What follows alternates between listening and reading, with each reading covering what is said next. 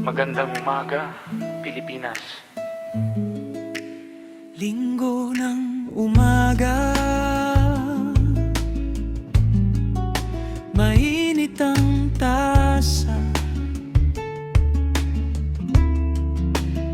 malamig ang simoy, at habang unti-unting nagigising ang lungsod, Buksan natin ang pahina ng bayan. dalawang tulog na lang bago ang State of the Nation Address ni Pangulong Ferdinand Marcos Jr. sa batasang pambansa.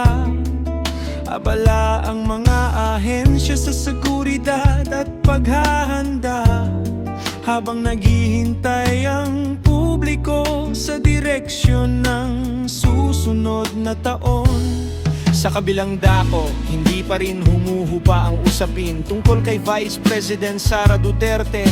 Patuloy ang mga legal at pampulitikang tanong na hindi masasagot ng popularidad lamang.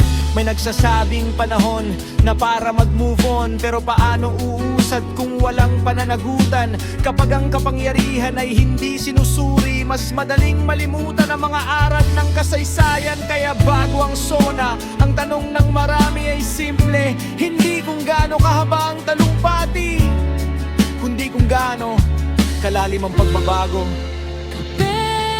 Balita, Sabay ng ambon, kasabay ng lumang plaka, di lahat ng katahimikan. nagawalan ng tanong, Minsan ito ang pagitan bago, at pananagutan.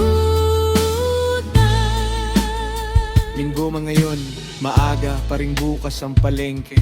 May nagtitinda ng gulay, may nagbibilang ng sukli, at may pamilyang inuuna pa rin ang bigas bago ang anumang luho.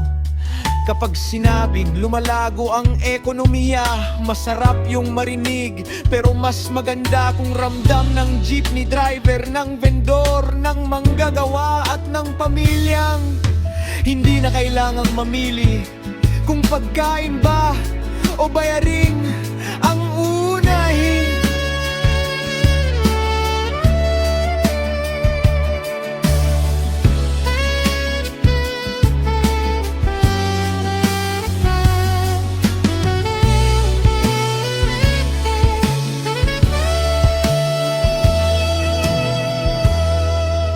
Tahimik ang linggo, pero buhay pa rin ang inspirasyon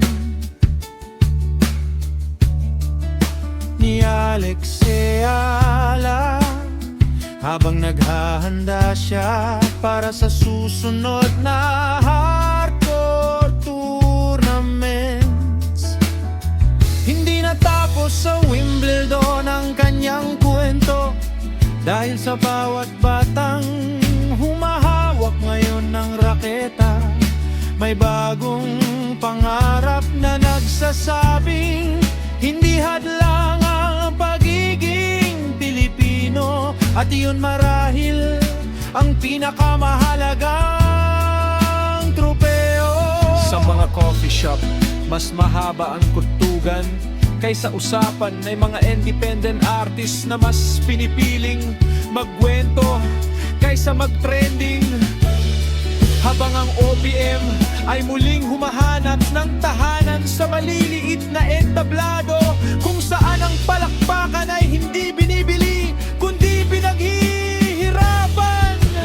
Gayon sa pag-asa, humina ng influenza ng tropical storm. Kaya po ngunit ang habagat ang patuloy na magdadala ng kalat-kalat na pagulan sa kanlurang bahagi ng Luzon, kasamang Ilocos Region, Zambales, Bataan, Occidental, Mindoro at Palawan.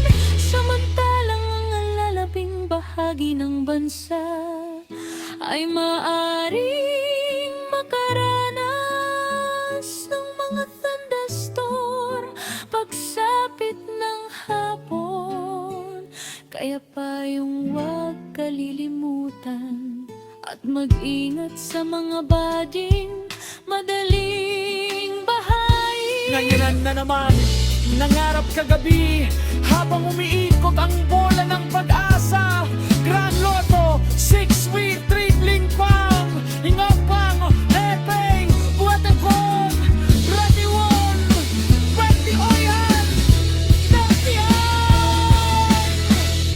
Sixtan, tipit men. Sweatres, Libby, Saban, and